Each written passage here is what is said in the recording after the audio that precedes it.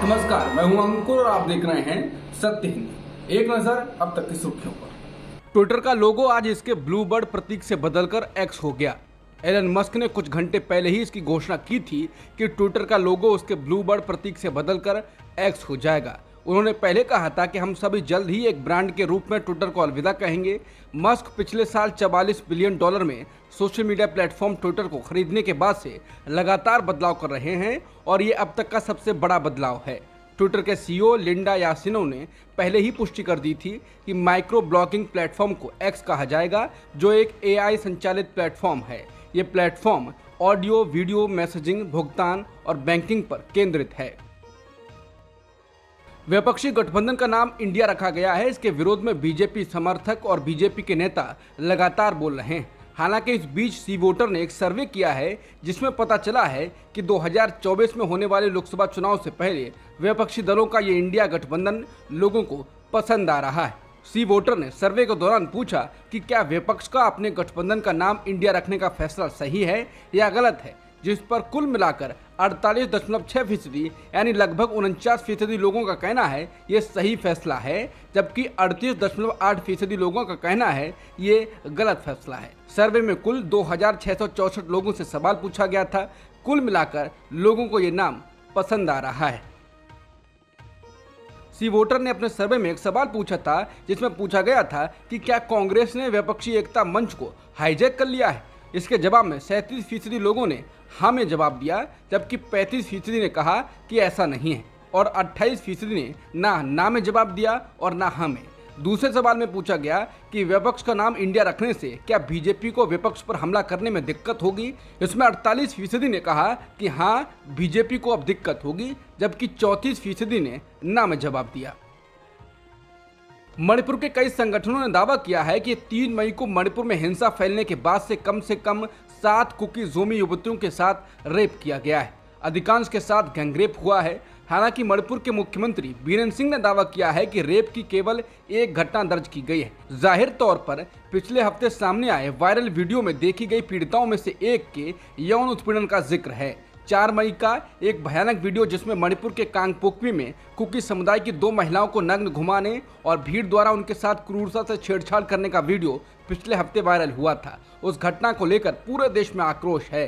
CM Biren Singh ने India today को दिए एक इंटरव्यू में बताया कि राज्य भर में हत्या, आगजनी और दंगों की शिकायतों के साथ दर्ज 6068 एफआईआर में से रेप की केवल एक घटना पाई गई है। जबकि इंडिया टुडे की रिपोर्ट के अनुसार Vaiphei people's council, young Vaiphei association, Zomi students federation और कुकी स्टूडेंट्स फेडरेशन ने दावा किया कि हिंसा फैलने के बाद से 7 कुकी महिलाओं के साथ रेप किया गया है। कांग्रेस नेता शशि थरूर ने सोमवार को कहा कि प्रधानमंत्री मोदी संसद के प्रति जवाबदेह हैं और उन्हें मणिपुर को लेकर सदन के अंदर बयान देना चाहिए। कांग्रेस सांसद ने केंद्र की सत्ताधारी भाजपा पर आरोप लगाया कि वो महिलाओं पर हुए यौन हमले की दुखद घटना का इस्तेमाल आरोप प्रत्यारोप के लिए कर रहा है। थरूर ने कहा, जब संसद में सत्र चल रहा है तो प्रधानमंत्री ने संसद के बाहर बयान देना उचित समझा। ये स्वीकार नहीं है। प्रधानमंत्री संसद के प्रति जवाबदेह होते हैं और यही संसदीय लोकतंत्र की परंपरा है।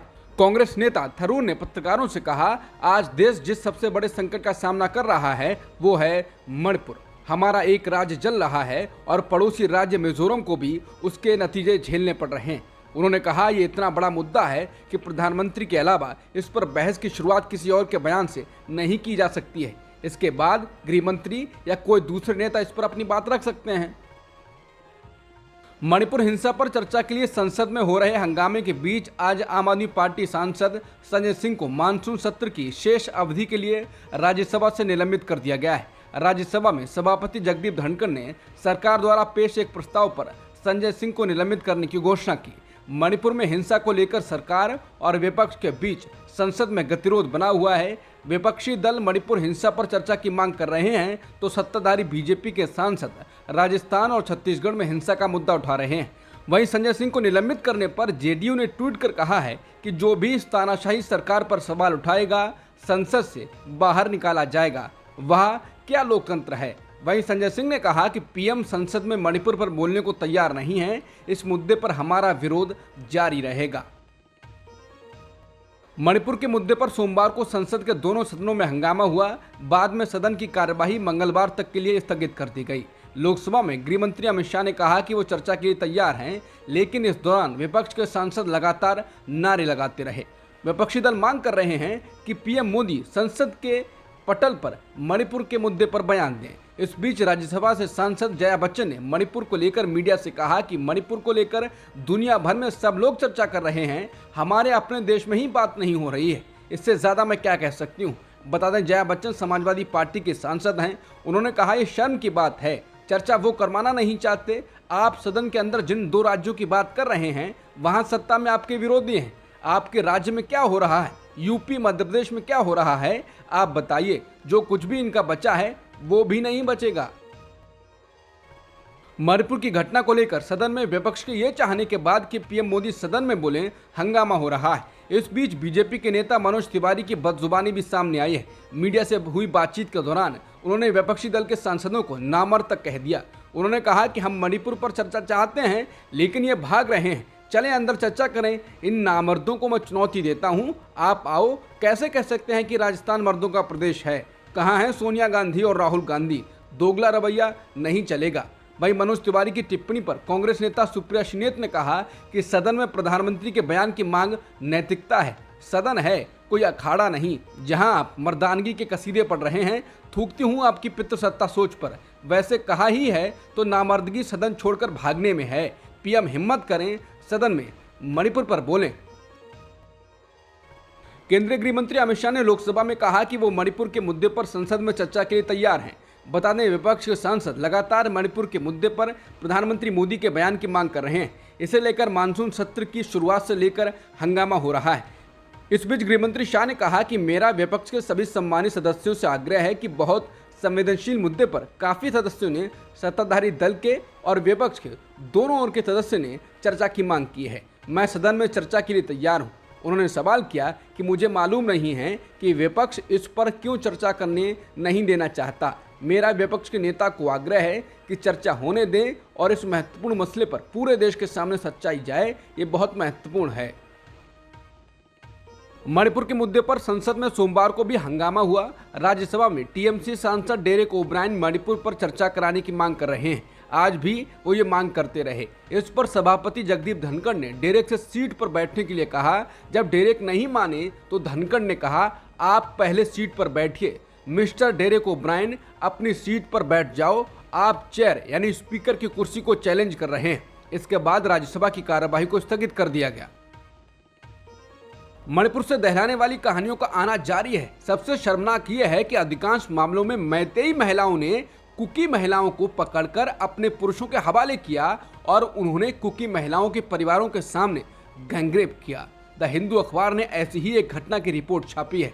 द हिंदू के मुताबिक मणिपुर में 18 साल की कुकी लड़की के साथ घटी ये घटना 15 मई की है। इससे संबंधित एफआईआर में कहा गया है कि एक मैतेई महिला समूह ने उसे 4 हथियारबंद लोगों को सौंप दिया। उसके साथ क्रूरता की गई, गैंगरेप किया गया, हत्या की धमकियां दी गईं। घटना के बाद वो लड़की बिष्णुपुर पुलिस स्टेशन पहुंची, लेकिन उसे घर तक साथ जाने के लिए मैतेई पुलिस पर भरोसा नहीं था। द हिंदू के मुताबिक एक पुलिस सूत्र ने बताया कि 15 मई को मणिपुर के इम्फालपुर में अपहरण, मारपीट और गैंगरेप की शिकार 18 वर्षीय लड़की ने 21 जुलाई को पुलिस से संपर्क किया, जिसके बाद 0 एफआईआर दर्ज की गई है। एफआईआर के अनुसार लड़की ने कहा कि महिलाओं के उस समूह को मणिपुर में मीरा पेबिस यानी महिला मशालधारी या मदर्स ऑफ मणिपुर भी कहा जाता है। लड़की ने आरोप में कहा है कि उस मैतेई समूह की महिलाओं ने उसे काले कपड़े पहने 4 हथियारबंद लोगों को सौंप दिया था। द हिंदू के पास उस एफआईआर की कॉपी है। राजस्थान में कांग्रेस के अशोक गहलोत सरकार के बर्खास्त मंत्री राजेंद्र गुढ़ा सोमवार को विधानसभा में एक लाल डायरी लेकर पहुंचे और इसे स्पीकर की मेज के पास लहराने लगे। डायरी को लेकर विपक्षी पार्टी बीजेपी ने प्रदेश के मुख्यमंत्री अशोक गहलोत से तीखे सवाल किए हैं। गजेंद्र सिंह शेखावत ने कहा है कि राजेंद्र गुढ़ा जी का कहना है कि लाल डायरी में बहुत राज है, उसमें 500 करोड़ का हिसाब है और मुख्यमंत्री के बेटे वैभव गहलोत का भी नाम है। आज विधानसभा में लाल डायरी लेकर गए गुढ़ा जी के साथ मारपीट कर उन्हें बलात् बाहर कर दिया गया।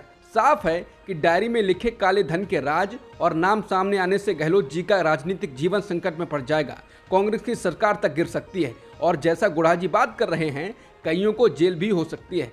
विधानसभा सदन में आज राज्य सरकार ने लाल डायरी के राज सामने आने से रोकने के लिए गुंडागर्दी कराई है। शेखावत ने कहा कि मैं अशोक गहलोत से पूछना चाहता हूं कि वो लाल डायरी क्या है और उस लाल डायरी को लेकर सरकार में और मुखिया जी में इतनी घबराहट क्यों है। वाराणसी की ज्ञानवापी मस्जिद में सर्वे को लेकर सुप्रीम कोर्ट ने बुधवार 26 जुलाई शाम 5 बजे तक के लिए रोक लगा दी है। इस दौरान मस्जिद कमेटी को हाई कोर्ट जाने का मौका दिया गया है। ज्ञानवापी मस्जिद का प्रबंधन देखने वाली अंजुमन कमेटी ने काशी विश्वनाथ मंदिर से सटे मस्जिद परिसर के सर्वेक्षण के लिए वाराणसी जिला अदालत के आदेश के खिलाफ याचिका दायर की थी, जिस पर सुनवाई के दौरान सुप्रीम कोर्ट ने यह आदेश दिया। सुप्रीम कोर्ट के मुख्य न्यायाधीश डी.वाई. चंद्रचूड़ ने अपने आदेश में कहा, हम निर्देश देते हैं कि वाराणसी के जिला अदालत का आदेश बुधवार शाम 5 बजे तक के लिए अमल में नहीं आएगा और इस बीच पक्षकार इलाहाबाद हाई कोर्ट में वाराणसी जिला न्यायालय के आदेश को चुनौती दे सकते हैं। अब तक की खबरों में इतना ही। बाकी खबरों के लिए बने रहिए सत्यहिंदी.com के साथ।